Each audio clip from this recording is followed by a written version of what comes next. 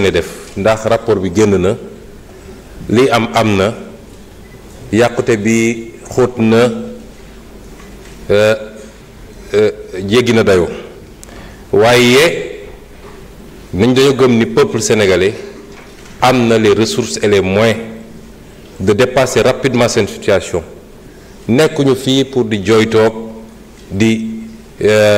apitoyer sur notre sort waaye baax na ñu xamal ñi ñu wóolu ba teg ñu fii li xew ci réew mi ak fi ñu ko fekk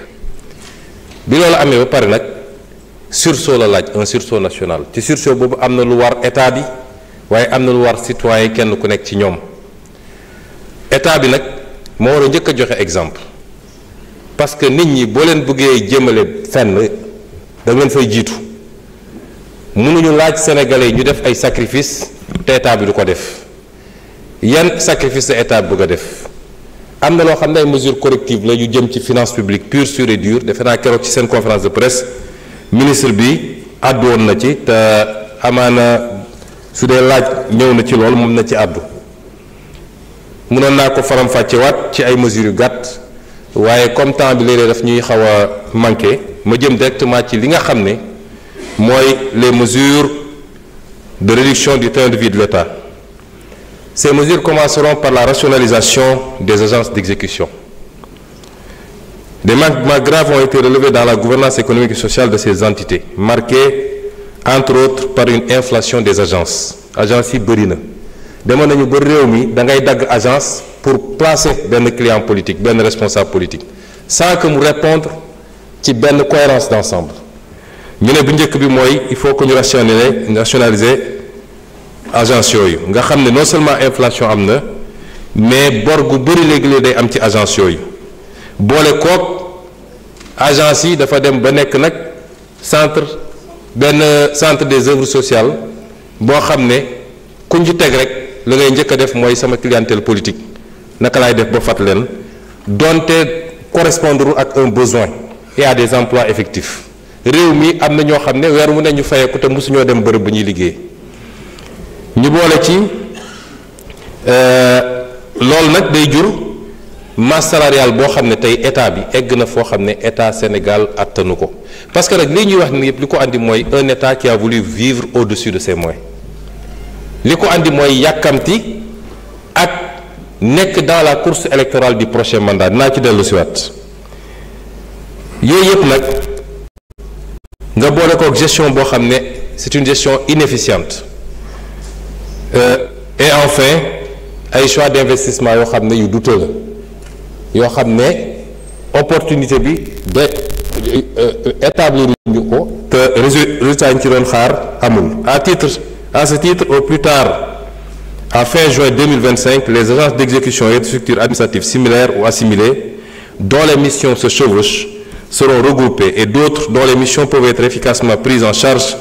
par des directions centrales ou d'autres administrations non personnalisées de l'État seront supprimées. Des mesures d'accompagnement seront mises en œuvre pour préserver les intérêts des travailleurs. À titre indicatif, je peux mentionner déjà la fusion du Fonds d'impulsion de la microfinance, du Fonds national de la microfinance et du Fonds d'appui à l'économie sociale et solidaire. Ces trois fonds qui répondent à la même vocation. La fusion du Fonds d'appui à l'investissement des Sénégalais de l'extérieur et du Fonds des crédits femmes diaspora. La fusion de l'Agence nationale pour les énergies renouvelables et de l'Agence pour l'économie et la maîtrise de l'énergie. La fusion de l'Office national de formation professionnelle et du Centre national de qualification professionnelle. La fusion du Fonds d'appui à la promotion de la petite et moyenne industrie, du Fonds des petites et moyennes entreprises et de l'Agence de développement et d'encadrement des PME à des PME. La fusion de l'Agence sénégalaise de promotion touristique et de la Société d'aménagement et de promotion des côtes et zones côtières, SAPCO. Le regroupement du Fonds de crédit pour les femmes et du Fonds national de l'entrepreneuriat féminin. La suppression de l'Agence nationale de la maison d'outils. La rationalisation des structures dans les secteurs de l'emploi, de la construction, des mines, entre autres. Le même exercice de rationalisation, ce n'est pas une liste exhaustive. L'Union liggéey la.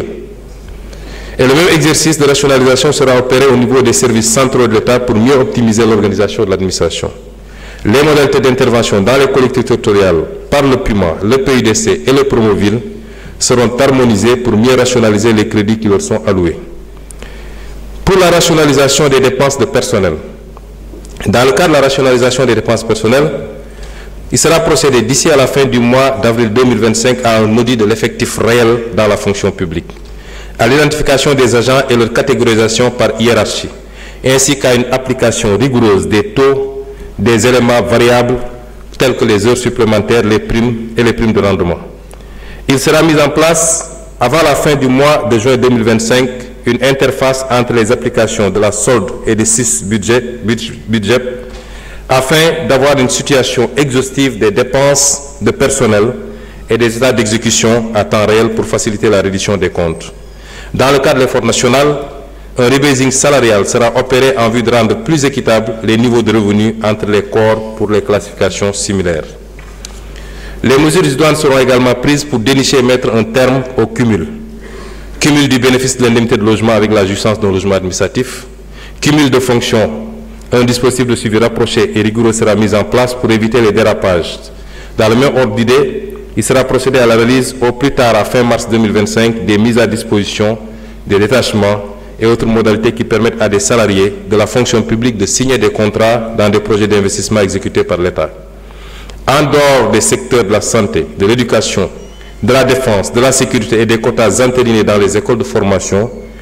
tout autre recrutement devra procéder d'un ajustement interne qui n'affecte pas la masse salariale. Les mêmes mesures sont applicables au secteur parapublic. Les dispositions réglementaires seront prises afin que le secteur parapublic puisse soumettre systématiquement les plans de recrutement et les niveaux de rémunération à l'autorisation du Premier ministre après validation par les tutelles techniques et financières. Au titre des dépenses de fonctionnement de l'État, l'accent sera mis sur la centralisation de certains achats de l'État. Elle concernera notamment les véhicules administratifs et le carburant, les titres de transport, le mobilier et matériel de bureau, le matériel informatique, les logiciels, les frais de publicité, les médicaments et produits pharmaceutiques. S'agissant spécifiquement des véhicules administratifs, le gouvernement va abaisser le standing des nouvelles acquisitions de véhicules en procédant à l'acquisition de véhicules en berline de moyenne gamme. Soumettre toute nouvelle acquisition de véhicules à une commission restructurée chargée des véhicules administratifs. Gérer les acquisitions de véhicules par le mécanisme dit de car-plan en attendant de mieux encadrer cette pratique. Fixer à chaque administration une dotation budgétaire rationalisée de maintenance des véhicules. Merci beaucoup.